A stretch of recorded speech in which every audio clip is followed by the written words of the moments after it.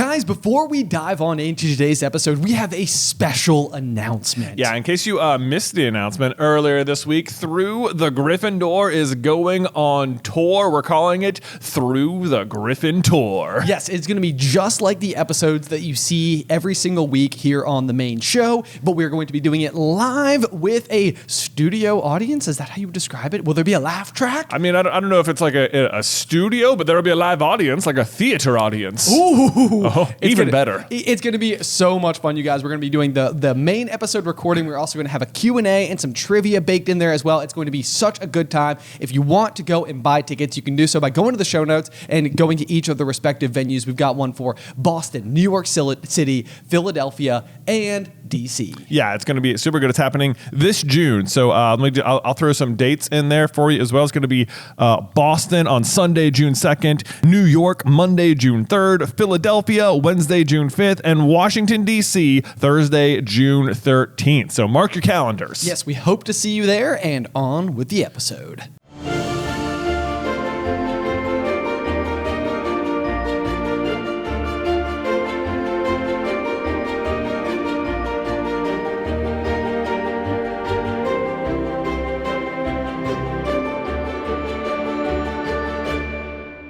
Welcome, dear listeners. I'm Jonathan Carlin. And I'm Benjamin Carlin. And we invite you to join us through the Griffin Door, your one-way ticket to the enchanting world of Harry Potter. So grab your wands and dust off your broomsticks and join us as we unlock the treasures behind Chamber of Secrets, Chapter 10, The Rogue Bludger. Oh, man, I always love a Quidditch chapter. Oh, my gosh, I know. It's like, even when we, do the what-ifs, whenever we've done the big series that go, 5 or 6 episodes, or 8, for What If Harry Was in Slytherin, there'll be times we got to write the Quidditch match down. It's like, this ends up being super fun. Oh, yeah, absolutely. I mean, Quidditch in general, this is something that, I was definitely in this chapter in particular. It might be, one of my favorite Quidditch matches ever because it's just interesting to see the ways that everybody's looking out for Harry. It's kind of like the classic. Not everyone, Ben. Not everyone. I mean, in a way, everyone, but in another way, not so everyone. In a way, not Madam Hooch. In a way, that's true. That's true. But it's just it's such an epic moment because I mean we've sort of we're pretty far into the book at this point in time. I mean at least I think halfway. Just about. Maybe we're cracking halfway. Yeah, and it feels like we've been given a lot of information about the Slytherin Quidditch team and their fancy new brooms, and it kind of seems like Quidditch has been challenging, and they've been out in harsh weather, and it's been just exhausting. And, all the rest. But then it's sort of okay, so you're coming into it with expectations being set kind of low, and then right away it's sort of oh man, Harry's being targeted. This is going to be. It is right away. I don't think I really noticed that this time. It's and we're off, and the Bludger's after Harry. I know. I thought the exact same thing. I was in my head, they got 5-10 minutes into the game before this actually started to be a problem. But no, it's actually. I mean, it is in the immediate. That is what makes it all the worse that Madam Hooch doesn't notice. It's if 10 minutes of gameplay had gone by and nothing had happened, everything was pretty normal, and then all of a sudden it started happening.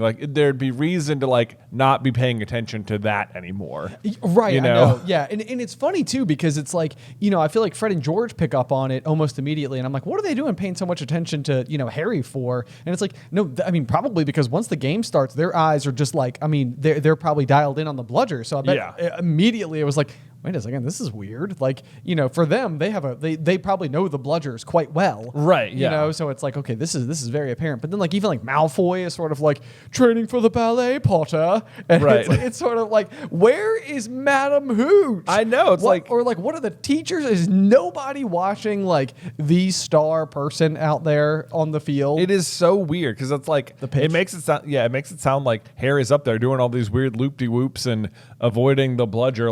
Everyone in the crowd is watching him. Malfoy's watching him. The other, even the Slytherin beaters must just sort of notice, there's only one.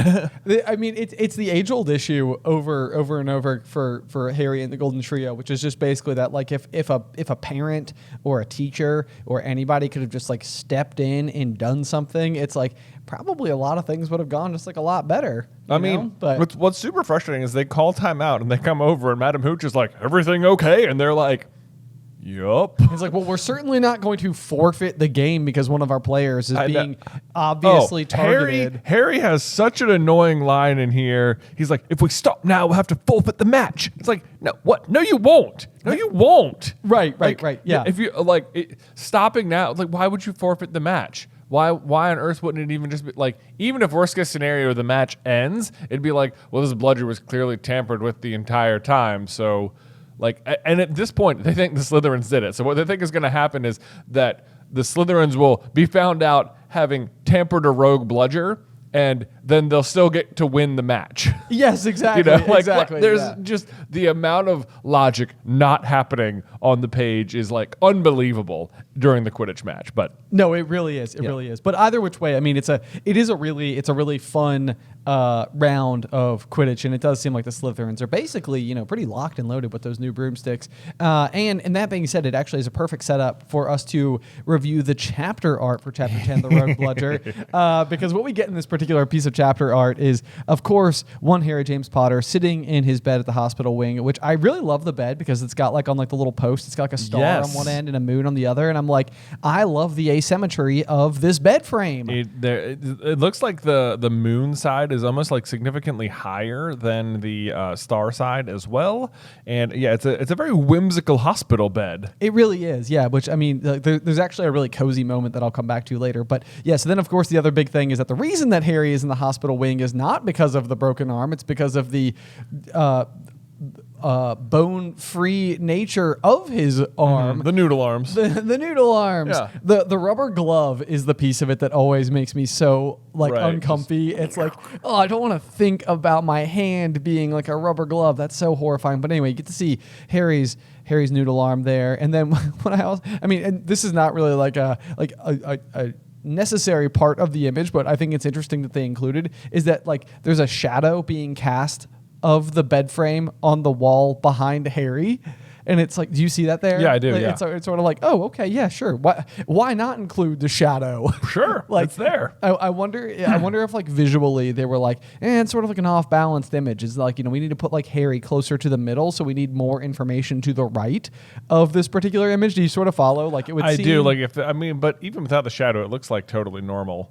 So I'm even trying to think, like, is it the correct? Would the shadow hit the wall because the shadow of his arm is also on the blanket? Like, where is the light source for these shadows? I don't know, but the lighting was very essential for this particular illustration. Yeah. I love it. I would give it 10 out of 10 gold stars. 10 out of 10. It's a good one. It's got Harry with the noodle arms. Very fun. Yes, very indeed. fun. Yes. Other which way, we can go ahead and dive on into the chapter, which starts right away with a little bit of mention of Professor Lockhart's last class and the episode with the pixies. Yeah, but now he's not doing any more live demonstrations. I guess he decided that he can't fake his way through it. So instead, he's just reading from his books and reenacting stuff, which is like, okay. It's great that he's reenacting them because they didn't even happen. I know. But what I think is the funniest thing about this is that he's recruited Harry to play like all of the essential and otherwise very demeaning roles. And it's kind of hilarious to sort of imagine this actually playing out before your own two eyes, because like to hear it described, it's one of those things where you can just sort of be like, yeah, sure. Like, he was just making Harry do like something embarrassing, but to actually imagine being in Harry's position and having the teacher say something like, nice loud howl, Harry. Exactly. I know. Like, I literally highlighted that and I was just like, the shame. Like, I would be so embarrassed, like, so endlessly by being forced to do this. Oh my gosh, it sounds like the absolute worst. And the fact that he says exactly, note I wrote next to it was, Harry actually apparently howled. I know. That's he plays along. He does. It's like, I can't imagine Harry agreeing to this. But so then my big curiosity was sort of like, we know that oh my God, I wanted to say Grindelwald. Lockhart he must know that Harry has actual and genuine fame of his own. Yes. But like he definitely fronts as if he's like in this position to be like coaching Harry and sort of like guiding him through the ups and downs of what it's going to be like to be famous, and like, you watch me and I'll teach you. Which, of course, whenever we go to Dumbledore's big plan, our whole theory here is that basically Dumbledore hired Lockhart specifically to show Harry what not to do. Right. To be like that working example. But my big curiosity is whether or not he has recruited Harry for this particular role in an effort to like intentionally lessen Harry's own status. Like as if Lockhart has showed up and is a bit insecure over the fact that Harry has real reason to be famous when he doesn't, and he knows that. Right, but if he can position himself as the one that as like Harry's mentor, then that makes him like almost a little bit more legitimately famous. Well, even in his own head, it's like, yes, let me mentor you, because if you're my mentee, even that means like, okay, any success he has is really just an extension of my own success, exactly. right? But in this particular case, I think this is slightly different. Like, I don't think him recruiting Harry for all of these like reenactments is part of this like, proposed coaching situation. I think this is literally Lockhart, like his insecurity manifesting, and he is like, I'm gonna have Harry get up in front of the class and he is gonna look real silly. Right, like I will make him kind of do something embarrassing and he'll be the thing I'm defeating. So like if you're watching it, perhaps you subconsciously realize that like I am the greater wizard between us. Right.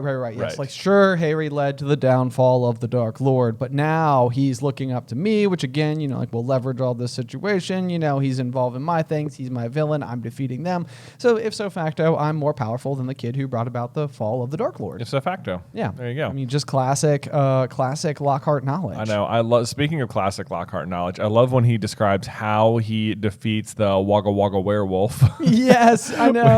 So there's so many things happening here. First of all, he says, I screwed up my remaining strength and performed the immensely complex Amorphous Charm, which, the Amorphous Charm, I looked this up. I was like, is this a real thing? Because like we know there's no cure for like a werewolf bite. And as far as we know, like the wolfsbane potion doesn't even stop you from transforming. It just like lets you keep your mind when you're transformed. Correct. Yeah. And so I looked this up, and it seems like it is at best it will temporarily transform a werewolf back into a person. Okay. But like it is also one of these things where it's like it's unclear if it's even real. But even if it is, it doesn't. Like, he might have transformed this person for a few minutes, but they would have just come right back. Right. Kind of thing. Like, It seems like they could have turned you back, and then the moon would just pull you back into werewolf. So more on the moon later. But then I love how he says, the immensely complex Amorphous Charm, and then one sentence later he goes, simple yet effective. And it's like, well, was it immensely complex or was it simple? Yeah, right. It's like just a little oxymoronic there, my man. No, you're absolutely correct. I know, yeah. So it's such a ridiculous, because I mean basically what he is claiming here is to have cured somebody of, because he says that he's delivered them delivered them, which is kind of a weird phrasing, from the monthly terror of werewolf attacks, which I mean, as far as I'm concerned, is suggesting that like whatever he did was resolving this man's werewolf affliction. Right. Or else imprisoning him, I guess. Could work. I guess so. As well. I mean, it seems like anybody else could have done that whilst he was in man form anyway.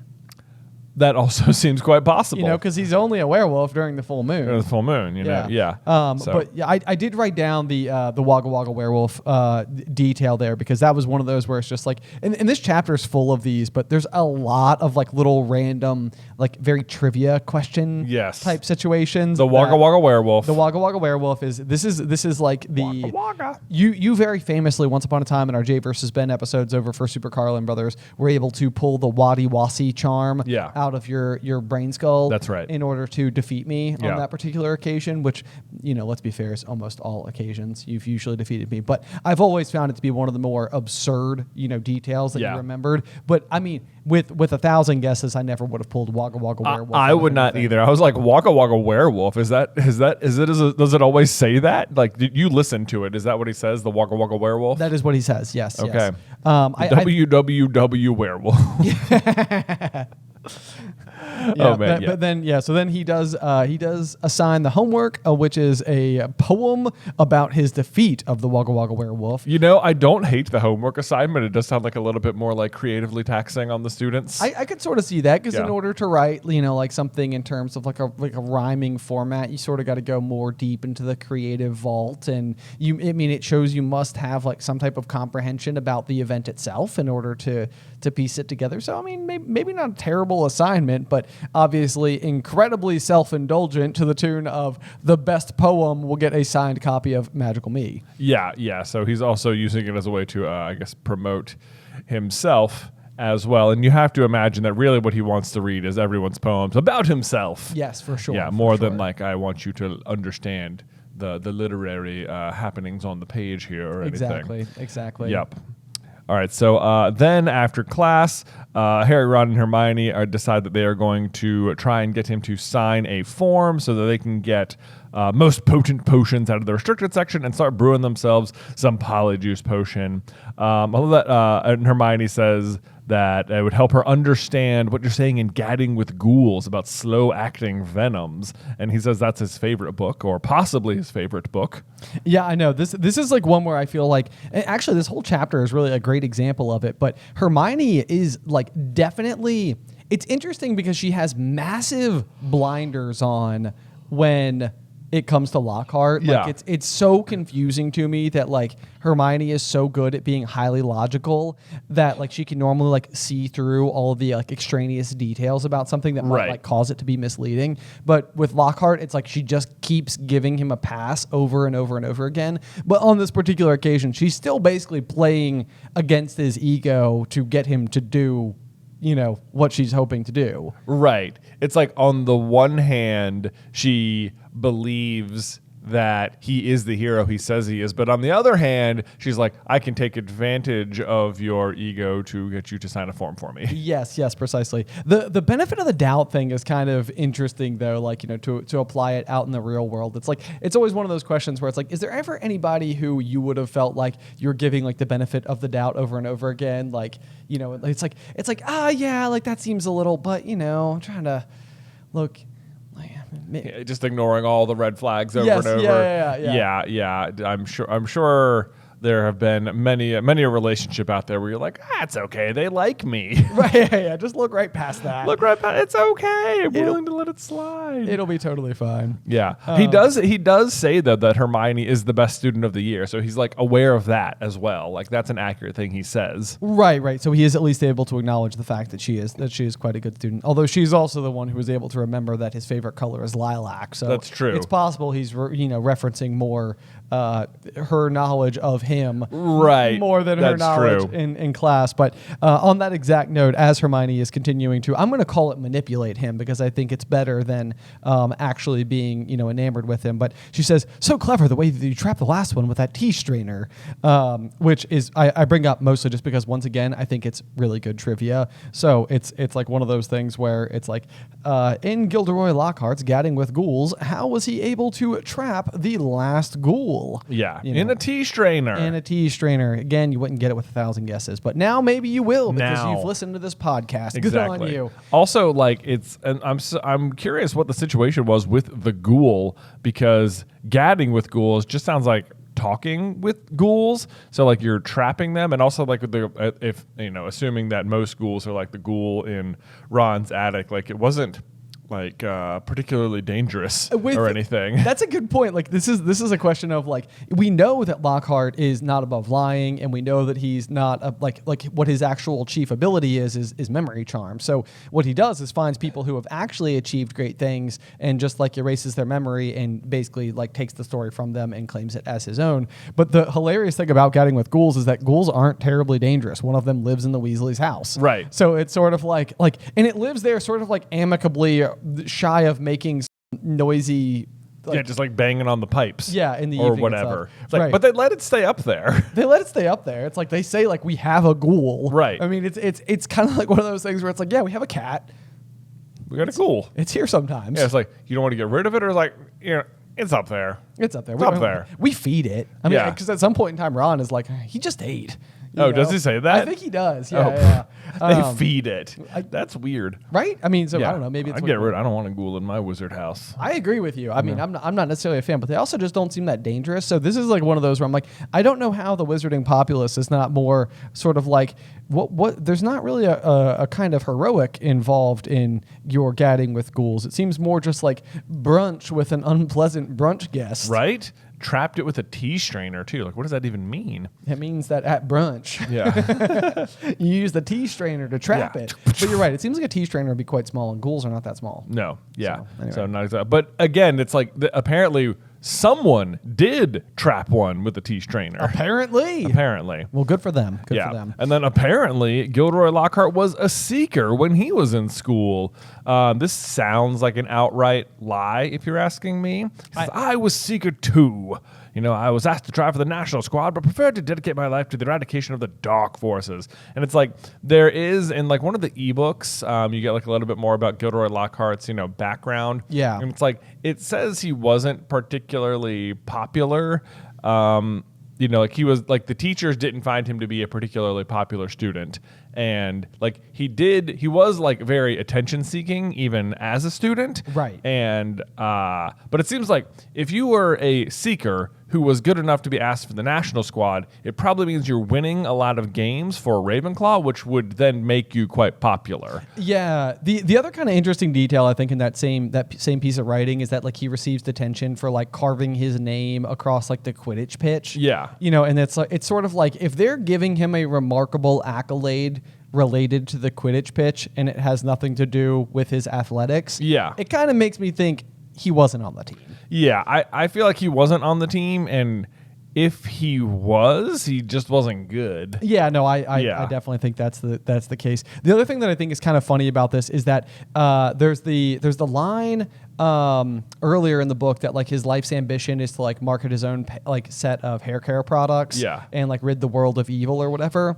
And it's like one of those things where it's like Harry's ancestors have successfully marketed a line of hair care products, which is the Sleek Easy's hair potion. Yeah. And Harry does rid the world of evil. Right. In a way. And so it's funny because this one's actually kind of like the same situation where it's like, he's like, I was seeker too. Probably not. And he decided to dedicate his life to the eradication of the dark forces. It's like Harry was seeker and does eradicate the dark forces. Yes, it is. It's like another and does go on to be an Auror after that. Right. Yes, exactly. Right. Like even after Voldemort's gone. So we don't know whether or not Harry was asked for the national squad. It seems like based on the limited talent pool available for England's squad and the fact that Harry is essentially a star on a broomstick and also just incredibly famous otherwise, it seems like they would have asked him to play. It does seem like that, especially since Wood otherwise seems like a straight up Quidditch fanatic, and he's apparently only good enough for the Puddlemere United practice squad. Yeah, something like that. Are you kidding? Yeah. How many, like the talent, again, yeah, you're right. The talent pool is not very big. Right. It's like any given year, it's like you might be graduating like a handful of Quidditch players because most of Harry's teammates are much younger than 7th year. So yeah, like, I know. They're going to be there for a while. But yeah, on any given year, the England or Scotland or Irish or Wales team can expect up to 4 keepers to graduate. Right. Up to, but not always. Definitely not always. Yes. Not even as many as one might graduate, Right, exactly. Yeah. So, I mean, maybe it's the type of sport where you can just play for like a long time. So it's like, people are like maybe in their like 40s, 50s, 60s and still. It seems like that, but also there. People are frequently injured in this sport. Also true. I mean, there are flying cannonballs. Yeah, exactly. So, that's worth keeping in the back of your mind. What I just love the most though is that it's like, it just seems like every time Lockhart is trying to make a brag, it's sort of like, Harry does that. Yeah, like, that's true. Yeah, all of your ambitions in life, Harry's doing them. Harry's doing them. Yeah. He makes it happen. Yeah. But yeah, that is phrase. Just always happy to pass on my expertise to less able players. It's like, this is like a quiet dig. It absolutely is. Like, less able. You haven't even seen him play yet. I know. It's like, well, that's just kind of a rude thing to say. He does come to watch him play, though. Well, I guess there is that. Yeah. There is that. Yeah. He does like show up at the Quidditch game. That's almost surprising. It is kind of surprising. Yeah. It's like, how is he able to find time to take a break from looking in the mirror? Yeah. Or, answering fan mail. Exactly. Exactly. He has very important business to attend to. Stuff is happening with this giant peacock quill. Right. So the next line down, Ron refers to him as a brainless git, and Hermione says he is not a brainless git, said Hermione shrilly as they half ran towards the library. It's like, come on, Hermione. Yes, he is. Like, that just worked on him. You know you shouldn't be allowed to check out that book. Right. Yeah. The writing is on the wall. Wait, no, that's the wrong chapter. Wrong chapter. That was Nailed it. to last week's chapter. Then we did a description of Madame Pince, a thin, irritable woman who looked like an underfed vulture, and I was just like, animagus maybe? But probably not, because you have to register, and otherwise she'd just be an unregistered vulture. Yeah, right. Madame Pince is another one of those characters that is so absent from the story in any other capacity other than her duties as the school librarian, that it's once again one of these situations where you're like, is she a real person? Right, yeah. It's like her role in the school is to... I guess she's the librarian, but it seems like her goal is to make sure that no one actually reads books. Yes. It's like, well, I have my books and I will protect the books. And if you want to read them, well, I don't know about that. I don't know. I don't like that. I'm going to spend most of my time finding ways to get you to leave the library, and you may not take the books. I know. And it's like, it is so at odds with like any experience I've had with like a real librarian who was like so excited that you're just there and want to read and like give you books and help you find things. Right, precisely. Real librarians, totally for the win. Yeah. Madam Pince, absolutely not. Why would you want such a strict child person running your school library? Like, Dumbledore's hiring is just bonkers. It is sometimes. It is indeed. Yeah, maybe it's just one of those things where he's just like, maybe like he's too kind to a fault a little bit, where it's like, okay, I understand you're trying to like help people out and stuff like that, but you should also probably have good instructors who are encouraging enthusiasm in their students. Yeah. Anyway, as we scroll down a little bit later, I think that we are learning a little bit more about where Hermione would like to start their polyjuice potion brewing, which is Moaning Myrtle's bathroom, where they were guaranteed some privacy. And this is another one of those where I'm like, how much are people not using this bathroom? Right. Because it's like, I could see a world where you're like, given a choice, I'll just like walk up an extra flight of stairs and use like the next floor's bathroom. Yeah. But like, in my mind, I'm like, it seems unlikely that no one ever goes in there. Yeah. Hard stop. That no one ever goes in. Right. Like, unless, is it still like taped off from the attack maybe? Oh, maybe so. Maybe so. Okay. I guess that could be the case. We'll go with that. Because, Okay. I mean, even before, I think we said, like, Hermione's like, it's kind of hard to pee when somebody's staring at you. And it's like, so you use it. Yeah, right. Maybe Hermione's the only one who goes. Yeah, she's like, when I gotta go, I gotta go. Look out, Myrtle. Oh, man. Just definitely too much of a visual there for poor Hermione. Okay. Let's see. What do we got next? All right. Hermione's looking at the recipe for a polyjuice potion, Ben's favorite potion in the series.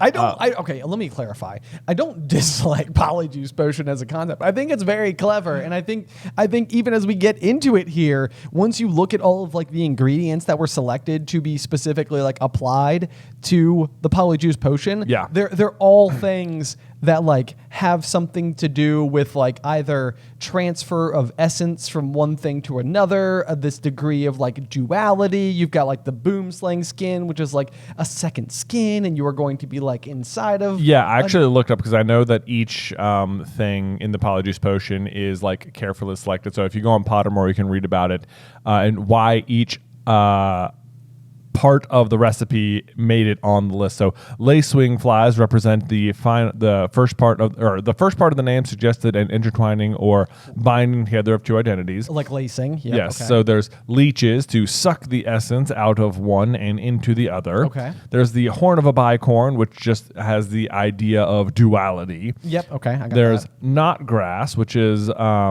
a hint of being tied to another person, like with a knot. Fluxweed is the immutability of the body as it is changed into another, and the boomslang skin shedding the outer body and a new inner. Yeah, okay, so there you go. So it's like when it comes down to it, it's like I think polyjuice is very clever. I love all the thought that clearly went into like devising why these ingredients would make this particular, final end result and stuff like that. Yeah. Like it's all very clever. I think what mostly bothers me about polyjuice potion is that it's just sort of like it just comes up as sort of like the catch-all solution in so many different scenarios. Yeah. I don't know. I just it's kind of like, all right, yeah. Once again, we'll use polyjuice.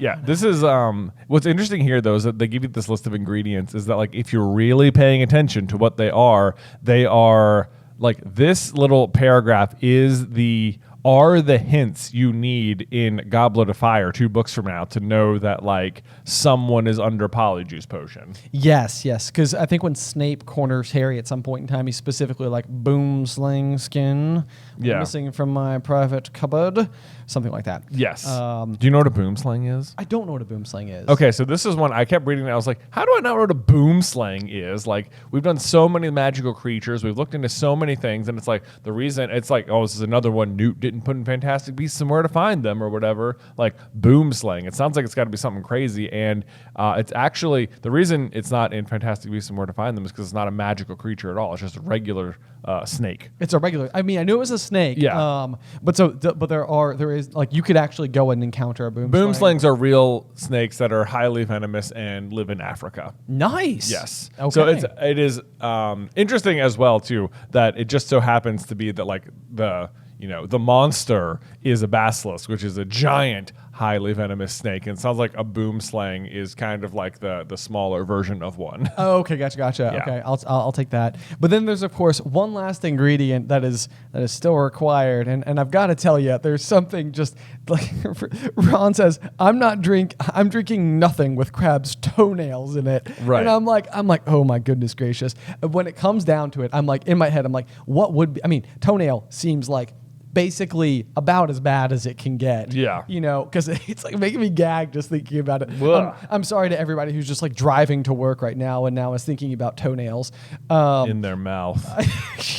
It's like actually making me like it is gross. I'm having like a physiological reaction, but it does seem just it seems just as bad to imagine like hair or something. No good whatsoever. What I do think is interesting is we know when they make Harry's polyjuice potion way later in Deathly Hallows that the potion itself actually turns gold. Yeah. When they put it in there, which is something that I like about the potion because I feel like somehow it's like sentience doesn't seem like the right word, but I feel like your resulting potion is a kind of reflection of your character. It feels like it's up there with like what your wand is or what your Patronus is or what your Bogart is. Yes. So it's like what color would your polyjuice be? Exactly. What color is your polyjuice? Put that on wizardingworld.com. I know. And the fact that Harry's is gold then I think is like a reflection of like Harry is the Sorcerer's Stone kind of thing. Yeah. It's like we just made a video. It's going live later today as we're recording this about like the real history of magic. Yes. And there's this like one particular painting that we came across because like Nicholas Flamel was like a real person in case you didn't know. Yes. And like alchemists actually tried to make the Philosopher's Stone. Yes. And they wanted it to be able to turn metal into gold and produce the elixir of life. This is a real thing people did. Nicholas Flamel wasn't actually even an alchemist. But it's a real thing they tried to do. Yes, obviously they didn't succeed. Right. But there's this like one painting that came up across our research where it's like this alchemist carrying this bottle which is presumably full of the elixir of life. Right. And it is a gold liquid. Yes. Which I was like, that is exactly why Harry's polyjuice potion turns gold. It is literally because of this painting. Because the rest of the painting then has this like black ribbon coming out of the bottle, and the ribbon says like, let us ask the 4 elements of nature, which then is like if you don't know, the 4 Hogwarts houses are each associated with the different like element. So like Gryffindor's fire, Slytherin's water, Hufflepuff's ground, Ravenclaw's air. Yeah. So those are the 4 elements that said ribbon could be referencing there. And then on that same painting, you have like this stag and a doe looking up at the bottle of gold liquid. And then just off to the side, like an owl also staring at it. And it's like, well, this is just such a Harry Potter image. Like, right, yeah. How is it not a Harry Potter image to have this Right. much Harry Potter stuff all located in one, Right, one yes. visual representation? Right. Yeah, so kind of unbelievable. Yeah. So anyway, it's been something we've like delved into, and I'm sure we talked about it a little bit with our chapters back in Philosopher's Stone. But Harry definitely, I think, is intended to be like the living, breathing version of the Philosopher's Stone. Of the itself. Philosopher's Stone. Yes. Yeah. Yeah. Yeah. I think so. But let's see. So this is also so annoying too, where Hermione down at the bottom says, "But if you don't want to find out it's Malfoy, I'll go straight to Madam Pince and hand the book back in." And I just highlighted that, and I was just like, "Guys, put on the cloak." Like, there are so other ways you can do it. Oh yeah, absolutely. Yep. But this is also during like the period of time that I think it's kind of cool because like Hermione's Gryffindor nature, I think, is really, really coming out inside of this chapter. Like she starts by saying like, well, if you two are going to chicken out, fine. And you know, she's like, clearly this is like one of those instances like where Hermione is the one sort of like driving the ship on like, no, we're going to need to break some rules in order to do this. But you know what? We need to because specifically like, you know, I think like the threat to Muggleborns is basically worse than brewing up a difficult potion. And so like her thinking here is that like, I think it's growth even from the first book where she's like, you know, like you're going to get us killed or worse, expelled. It's like, this is an instance where it's like, okay, she's kind of got like her priorities back where maybe they're back where they're supposed to be, where it's like, yes, the threat of being caught stealing them might get you expelled, but otherwise the consequence might be death. So yeah, somebody might end up dying. So yeah, anyway, well, specifically her, even because she is Muggleborn. She is Muggleborn, yeah. So that's it's cool to see Hermione kind of like, you know, standing up for herself and, you know, for the cause. Yeah. Okay, so there's an interesting line on the next page though when Ron asks how long it's going to take. And it says, well, since the fluxweed has got to be picked at the full moon and the lacewings have got to be stewed for 21 days, I'd say it'd be ready in about a month. So first of all, it's interesting that the fluxweed has to be picked at the full moon because it's sort of like, is this part of like what they're learning in astronomy then? Or is there like there are magical properties that like are unlocked on Earth based on the position of the stars and stuff? I sort of like that a lot because, you know, I think like traditional science would probably suggest that, you know, like for the most part, unless there's anything else different about the fluxweed itself, you know, you would assume like, okay, I mixed fluxweed with all these things and nothing happened. Yeah. And then it's like, well, when did you pick the fluxweed? It's like, does that matter? It matters. Actually, this is also interesting because like the full moon is what causes werewolves to transform. Oh, sure. So it's like the full moon, you have to get the fluxweed at the full moon because that's what's going to make you transform. Right. Oh, that's interesting. I like that. In fact, I think again, we talked about this before, but the set of steps necessary in order to become an animagus, I think also involves possibly fluxweed, but I think there is something also attached to like the full moon nature of like whatever you're doing, or maybe there is like a 1 month, so you have to like keep a leaf of some kind in your mouth for a month. Wasn't it the mandrake? No, was it mandrake? Was it? We did this. We talked about. I know we talked about this like last episode. Yeah. I know. Like what was it? Yeah, was it a mandrake leaf? Something has transformative proproperties. I think it was the mandrake leaf because it's supposed to be like that's what allows you to like transform back because it's supposed to like untransform you. Right. Maybe that was it. Yes. But I like the idea that if it's a month, maybe it has to go from like moon to moon. Maybe like that's that. how you're measuring what counts as a month. Right. Because that would also be part of it. That feels like it makes sense. I don't know. I have to go back and check. But then the other thing about it being a month or at minimum 21 days, I suppose, supposing that you already have just a ready supply of full moon fluxweed, is that later on, this creates like a weird continuity error, if you will, where Slughorn shows up and has ready to go Felix Felicis and Polyjuice Potion and Amortentia like on day one, even though he was recruited like less than 21 days ago. Yeah, I know. This is one of those because I've always thought about that when you fast forward to Half-Blood Prince. Is it less than 21?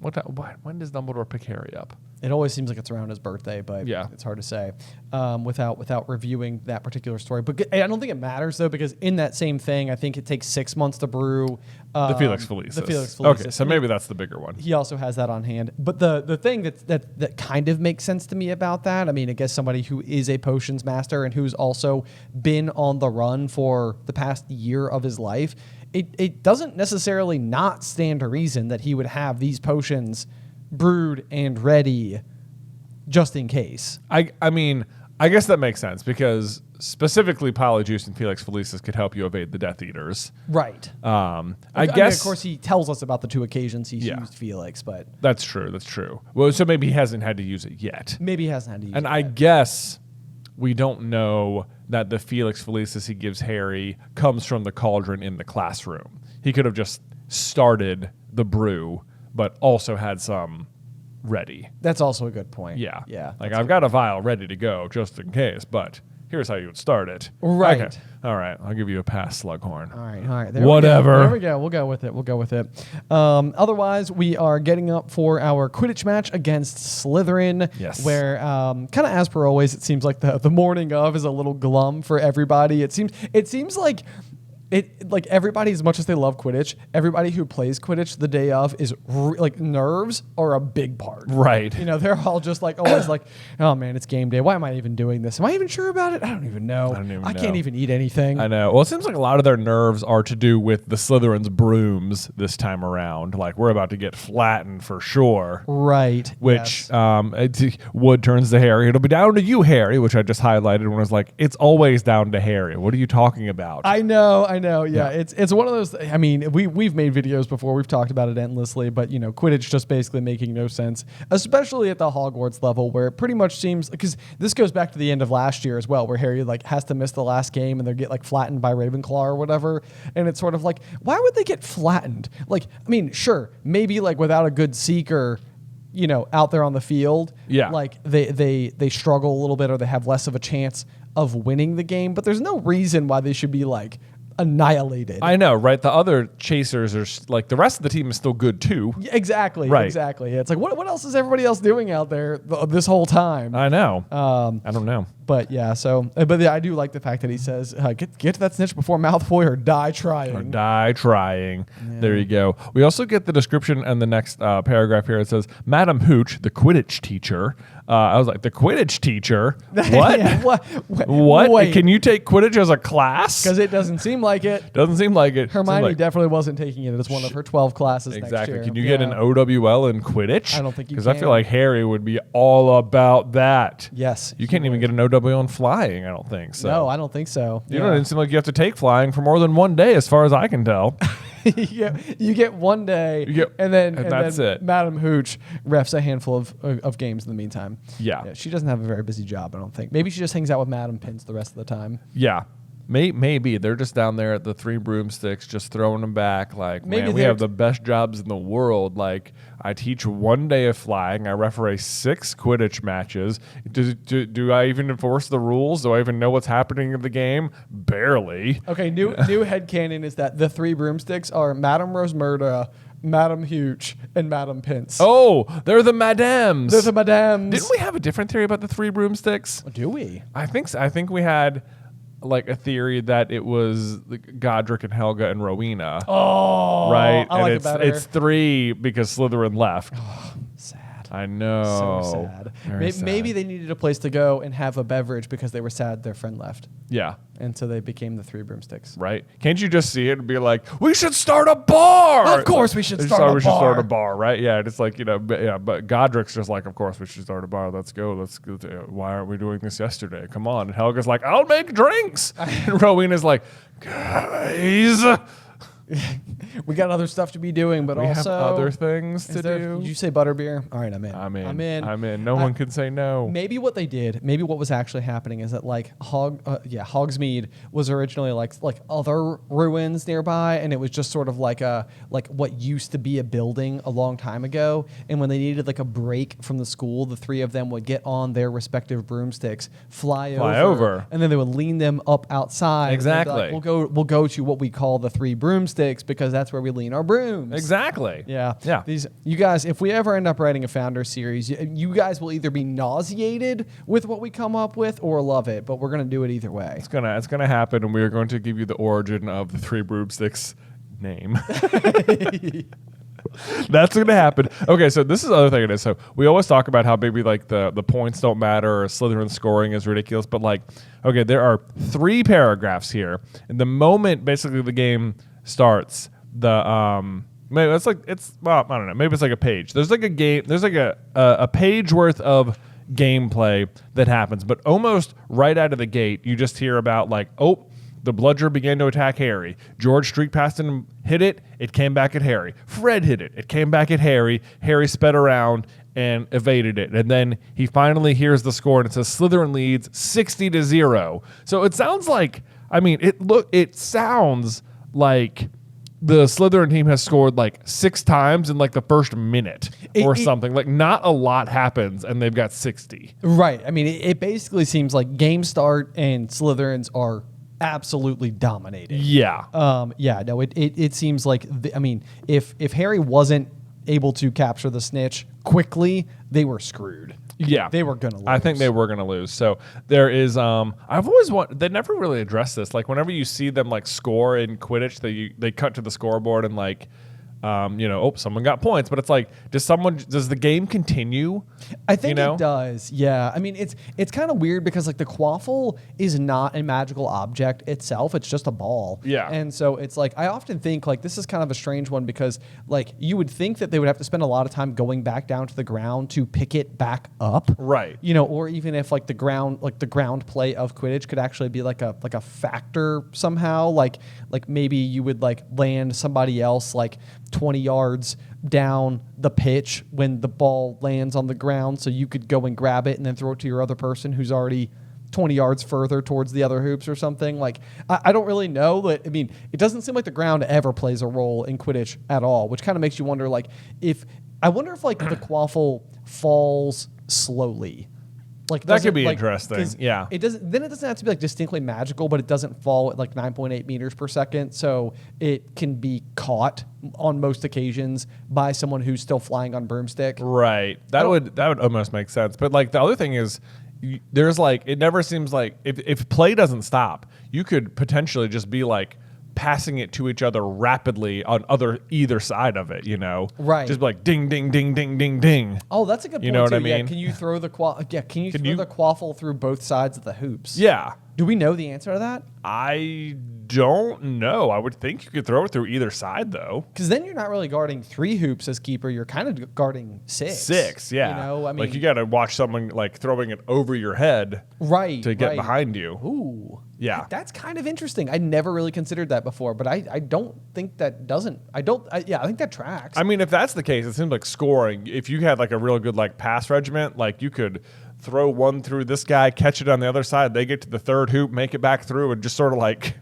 rotate through. And before you know it, it's like, oh, whoa, they just scored like 8 times. Yes, that is where I think you could start to imagine a world where if Oliver played Seeker on behalf of Harry in that match last year and there was no keeper, that is where you could start to imagine like nobody, like all he was doing was trying to catch the snitch as fast as he could so he could like put them out of their misery. Yeah. But like someone has to catch the snitch, otherwise the game won't end, and otherwise they're just going to get, I mean, I guess I could sort of see it. Yeah. Maybe there's some logic in there somehow, but we had to work to get to it. We did, and anyway. There we go. Anyway, Slytherin's up 60-0 basically immediately. Then they call a timeout and everyone comes down and they have a big old pointless talk about how Harry's absolutely being assaulted by one of the Bludgers. They really need to stop the game. And then Madam Hooch comes over, or Harry, I already said this earlier, says, if we stop now, we'll have to forfeit the match. And it's like, in what world, Harry? In what world?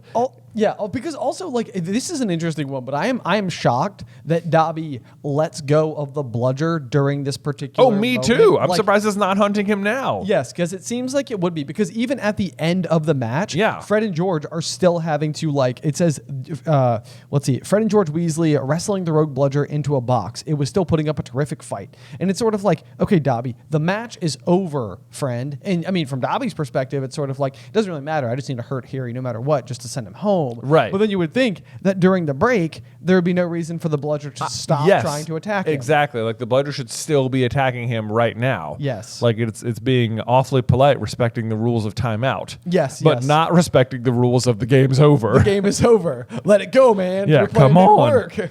Yeah. So I don't understand why Madam Hooch hasn't noticed it. I guess maybe she's just like, wow, the Slytherins are scoring a lot.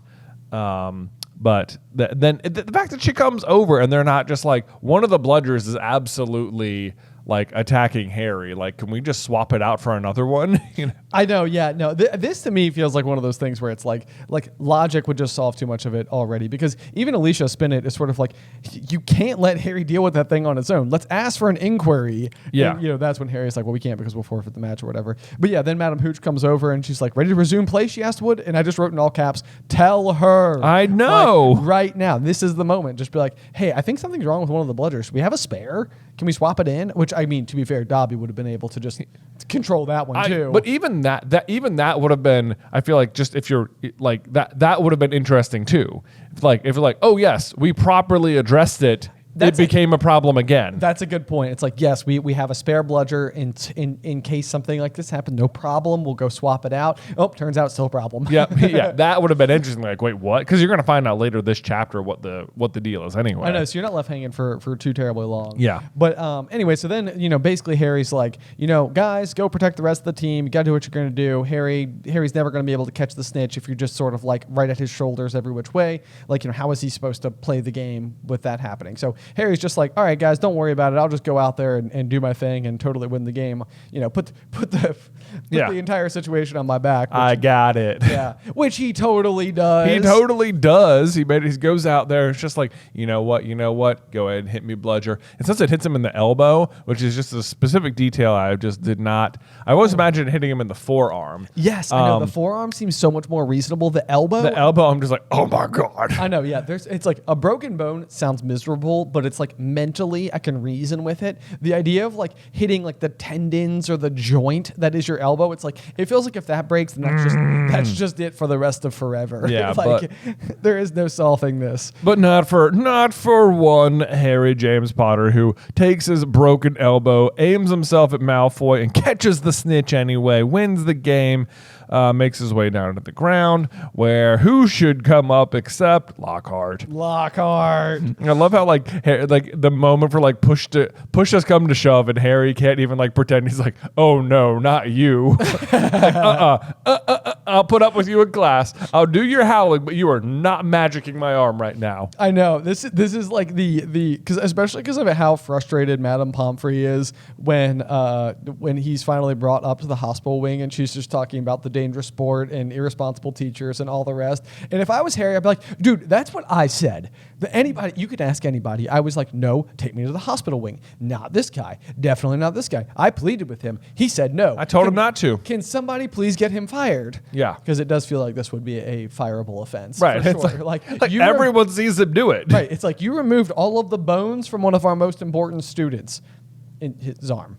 Yeah. Yeah. Not all of his bones altogether. Right. Not all of well, that'd be. Okay, so I think at one point in here, Madame Pomfrey is going to say, like, he's got 33 bones to regrow tonight. And I was like, I wonder how many bones there are in an arm. And I was looking it up, and it says, like, just the first word on Google says 30. Okay. So I was like, well, that's interesting. Do you think wizards have an extra bone? I'm like, do wizards have extra bones? And then I was also like, but like, wait, how many bones are in your hand? And it's like, like more than 30. So that then made me think, like, does he still have bones in his hand in this situation? I'm imagining in my brain when Lockhart does this, he from the shoulder down is boneless. Yeah, I agree with you. Yeah, that's my interpretation. But it sounds like not, Ben. It sounds like he still has hand bones at the end of glove arm. No, 'cause I feel like they talk about his hand being like a glove, and I feel like his hand can't be glove-like if there happens to be bones in there. Well, look, there could be bones in there. You just can't activate anymore because there's no other bones attached to them. I guess this is fair. This is fair. Yeah, you're right. You know what? You're right.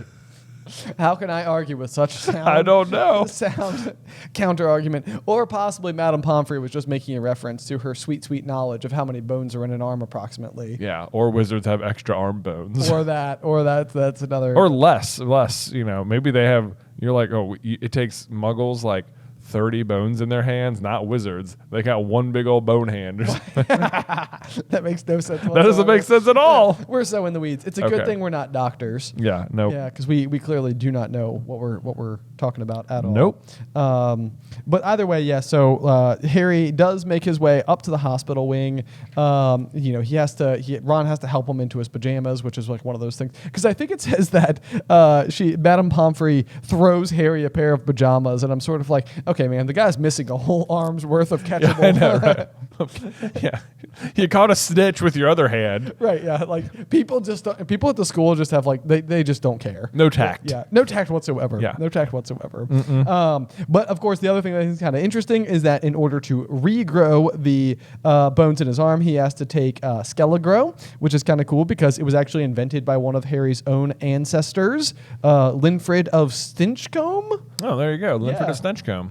where the Potter family comes from. So Harry is. This is another incident, just kind of like before, where Lockhart makes a mistake, and it's like Harry's lineage is the one sort of solving it. Right. You know, it's like everything Lockhart's trying to do, Harry can do better, or Harry's family can do better. Yeah. I wonder, like, if when he took, like, I wonder if, like, if you take this, like, it ends up, like, fortifying your other bones in some way, or if you, like, had any other, like, chips or breaks or tiny fractures, it's like, yeah, we're just going to fix it all right now. I like to think so. Yeah.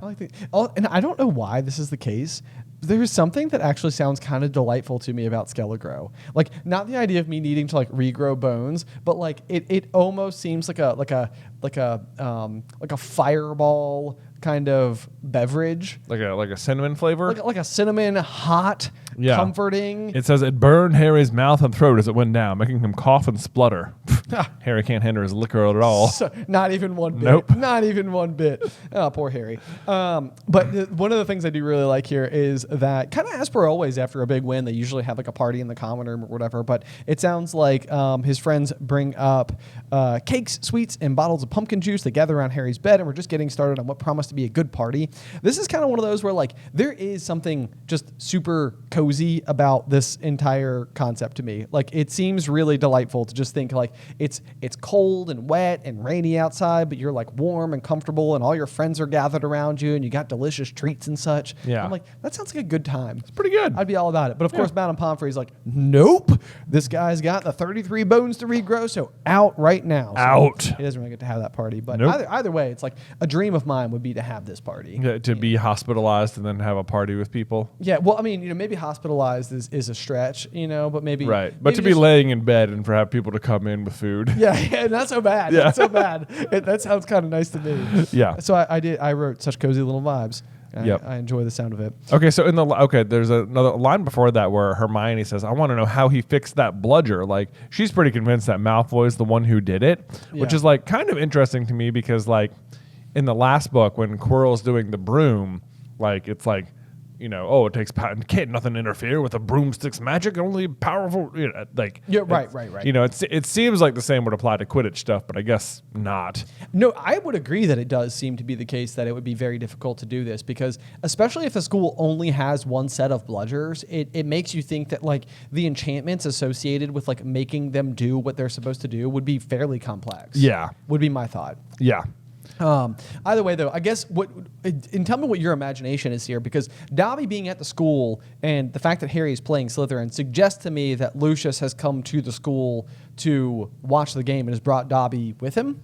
Or do you think that Dobby is just like It's the middle of the night, so it's not like. This is like one of those where I'm just assuming Lucius is just staying at Hogsmeade or something. Oh. He's like traveled in so that he can. I mean, because he bought all the brooms. That's true. For Yeah. the Slytherin Quidditch team. So it Presumably stands he's there to reason- watch Draco. Right, and then be disappointed with great Draco. Yeah. I guess it's possible they would have been in the platform earlier too, because like Draco would have been. Like, is he just bringing Dobby with him everywhere he goes? Well, we know that later, towards the end of the book, when Harry eventually, frees Dobby, spoilers, that he can free Dobby because Dobby's with Lucius. Because Dobby's there, yeah. So I guess that stands to reason. I never really considered it. I thought Dobby was just like appearing there of his own accord, but. I just think it makes sense for Lucius to be there, or at least nearby. Yeah. I like that better, that he's like at Hogsmeade or something, and it's like the middle of the night, so I'm sneaking out. Right. Yeah. Exactly. But yeah, we get a good exchange with Dobby here. This is one of those where we don't get the line that we get in the movie, which I do think is really hilarious. But it's like Dobby didn't mean to kill Harry Potter, just maim or seriously injure. Yeah. Yeah. That's one of those like better in the movies. Yes, it's really good. But Dobby also is like, there's a little bit, he's definitely not the best planner here. Obviously, his plans are terrible to begin with. He's just trying to hurt Harry out of school. But when he tells him that he's the one who blocked the barrier, he just says, "Never did Dobby dream Harry Potter would get to school another way." And it's like, what? You didn't think they'd find a way to get Harry to school ever. That was it. We're done. We can't do it. I know. It's such logic that I feel like I never questioned as, like an elementary school student reading these books for the first time, because in my head it was like, well, you missed the train. What else are you supposed to do? Like get there some other way? That's it. I don't have to go to school this year. Right, yeah. You missed the train, you don't go to school. Right. Exactly. Yeah, I remember. It's like I always remember, like when we were growing up, being like, "Oh man, it'd be kind of cool if we got there a little bit late. Then I'd be at school for a little bit less today." And it'd be like, but you'd still go to school. It's not like, oh yeah, get in the car. It's like if you're late, then you'll have just been in trouble, and it's not like you'd miss school then. Right. Yes, Yeah. exactly. But yeah, so then Dobby continues to sort of just be like rather honest with Harry all the time. Like Harry's sort of like, wait a second, that was you. And Dobby's like, it was indeed. I know. He's so willing to come forward on all of these things that he's done, but so like, I can't tell you about the Chamber of Secrets. Whoops. I can't tell you who's doing it. I know. So Dobby is basically the Hagrid of Chamber of Secrets. Yeah. Where it's sort of like the, should have told you that. Yeah. And it's like, it just keeps coming up that Dobby's sort of like, yeah, I can tell you a whole lot of things, but definitely not all the things, but like almost all the things and where to look. Enough to move the plot forward, but that's it. Yes, yeah, exactly. The thing that always kills me, though, is that after Dobby explains that he was the one that stopped Harry from getting on the barrier to platform 9 3/4, he says that he had to iron his hands. Yeah. And I'm like, that sounds so bad. I know. Well, it says he showed Harry 10 long bandaged fingers, and it's like, they're still hurt. I know. It's like, it's been months. I know. Yeah. Dobby, Gosh. how hard did you go? But then you also get the really sad line from Dobby where he says, let's see here. Dobby was so shocked when he heard Harry Potter was back at Hogwarts. He let his master's dinner burn. Such a flogging Dobby had never had, sir. I just put like a sad face next to that. I know. Just like, man. So sad. It's just so sad. Poor Dobsters. Which, by the way, this was like another one of those details we just talked about in the History of Magic video today that we dropped. But it was just sort of this idea that house elves are not actually unique to the wizarding world of Harry Potter. In, I think, like English folklore, there are such a thing called brownies or Dobbies, which obviously is where Dobby has gotten his name from. But they are essentially what you know as house elves, but like with slightly different terms or conditions. It's more like they're just sort of like in your house, and they're determined to help you, as long as you don't pay them or give them a name or treat them badly. Yeah, it's kind of like their existence in your home is not so much of like the status like where Dobby is like working for his masters. It's almost like the brownies or the Dobbies exist in the home of their own accord, and they're sort of like up to their own things. And, right. And those things happen to be doing like household related stuff, but it's less of, I think, of like a master servant kind of like relationship. Right. Yeah. At least as far as I can tell. But so I thought that was really interesting because I mean, like I've always thought Dobby was such an amazing name for this creature, for this house elf. And it's like, wow, okay, that's actually more like a reference to English folklore. So yeah, it's kind of fun. That is fun. Yeah. I like later on where he's like, Harry's just straight up disagreeing with him. He says, I'm not going anywhere. One of my best friends is Muggleborn. And Dobby's just like, Harry Potter risks his own life for his friends. I love the description of it. It says, moan Dobby in a kind of miserable ecstasy. So noble, so valiant. Dude, your Dobby voice right now is like 11 stars out of 10 stars. Oh, thank you so much. I'm so impressed. But hilariously, I also highlighted is a kind of miserable ecstasy. I mean, it's probably like the most unusual line for the entire book. That would be a really funny challenge for us to do, is to pick our favorite singular sentences that are non-plot related. Oh, yeah. From the book. Yeah, so yeah. Dobby moaned in a kind of miserable ecstasy. That's up there. That's a good one. It's pretty good. It's pretty good. Very descriptive indeed. But anyway, then, so there are footsteps coming from the passageway outside. Dobby realizes that he can't be caught, and there's the loud crack that nobody ever seems to hear. I know, even though it's loud. Even though it's loud. They always specify that it's loud, but it never seems like apparition is ever giving anybody away a la the loud crack. Yeah, nope. Yeah, so I don't know. Whatever. Other than that fox that like Bellatrix kills. Yeah. Yeah, she's like, I thought maybe an auror. Yeah. Or whatever. Wow. Look at you go, man. Your voices today. I mean, I'm on it. your kids are so lucky. They're gonna get such a good version of the story.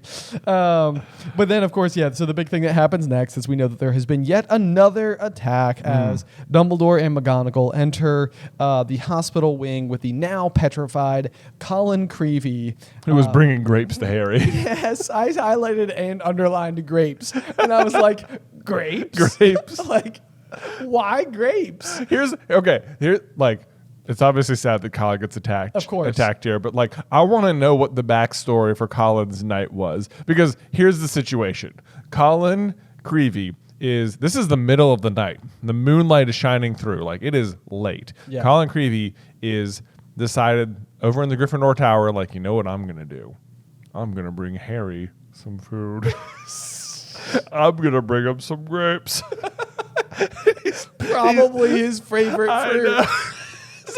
He's like, so I like to think that Colin has found the kitchens on his own as a first year. That means he makes it out of Gryffindor Tower, makes it all the way down to the kitchens, which he's found, wakes up some house elf, gets the grapes, and mind you, brings his camera. Yes, yeah. Brings his camera, and then is making his way up to the hospital wing when suddenly the basilisk springs out of nowhere with enough time for Colin to pull the camera up to his face, like, gotta take a picture of this. But then, as he does that, as he's framing the shot, the basilisk stares directly into the lens and petrifies him, thus causing him to drop the grapes. And also, what's he planning on doing? Like, Harry, wake up.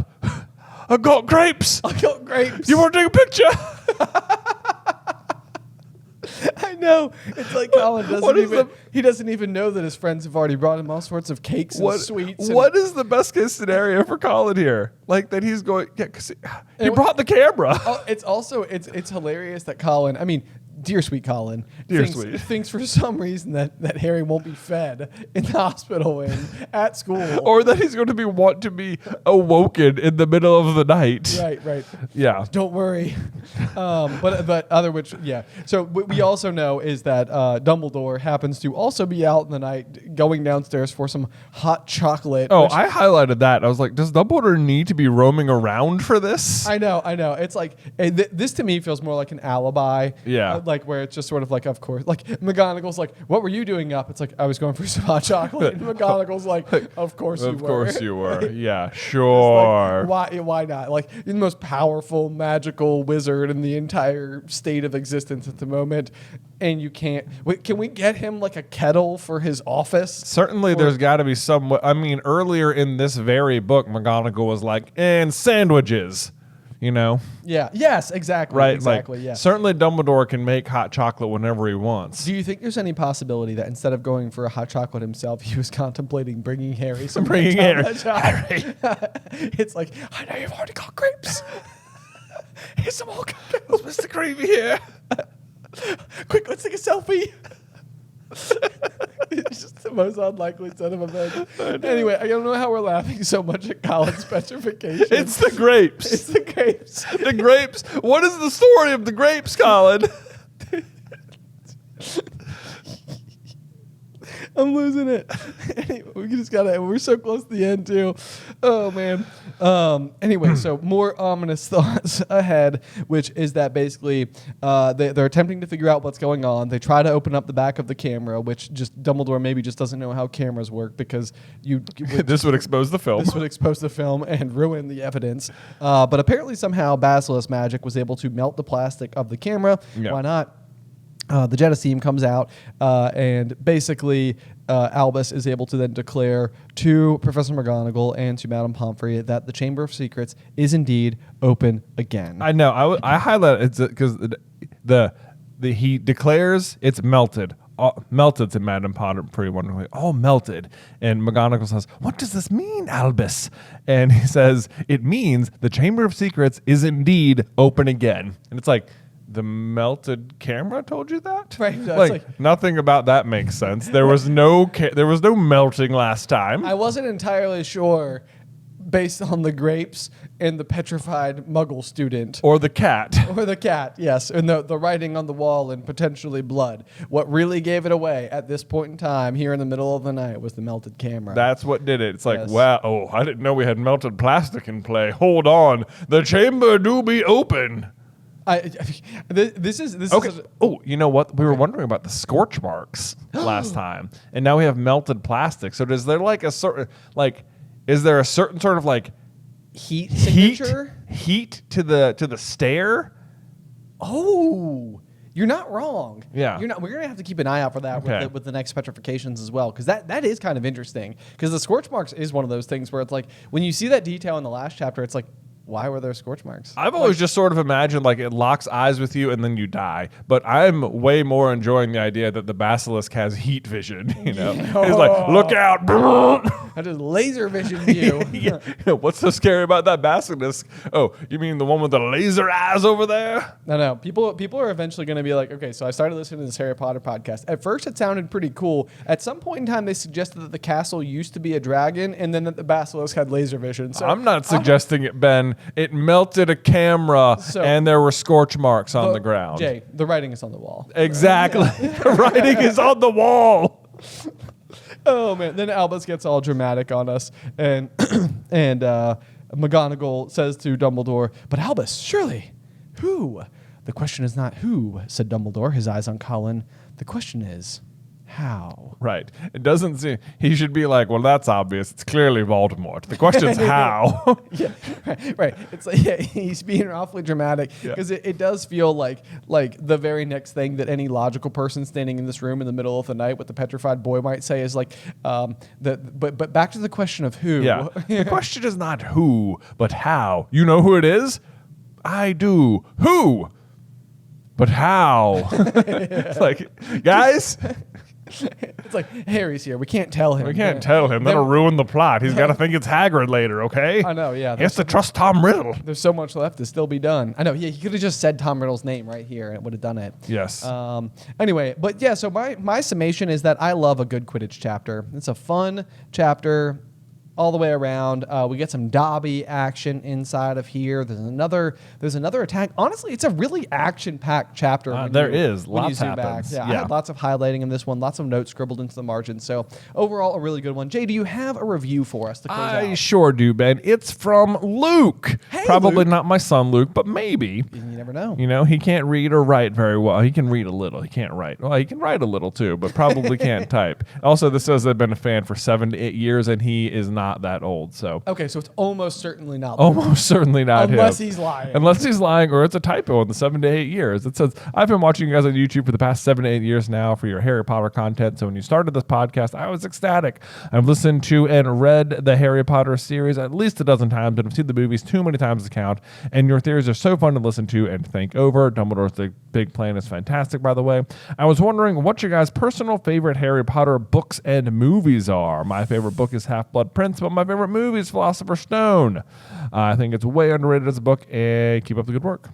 Oh man. Okay, so that's a really great question. And I mean, I've gone back and forth on this one a million times. I think that Goblet of Fire has historically been my favorite book because I think it's the last time that I think we're getting to see the wizarding world through these like rose-colored lenses for Harry, like where he's getting to experience like the Quidditch World Cup, and you're being introduced to the Triwizard Tournament and like students from Beauxbaton and Durmstrang, and there's like the Yule Ball, and there's just like all these other cool like magical creations that are being thrown at us, and things. The tone of the story hasn't gotten quite as serious yet, but like once you tip over into Order of the Phoenix, like you start to be really well aware of the full weight that are placed squarely on Harry's shoulders, which doesn't make it less fun, but like I love the magical whimsy that we get, and I feel like it's at peak in Goblet of Fire as far as the books are concerned. Yeah. I love I love Sorcerer's Stone as a movie. I think that's the one that probably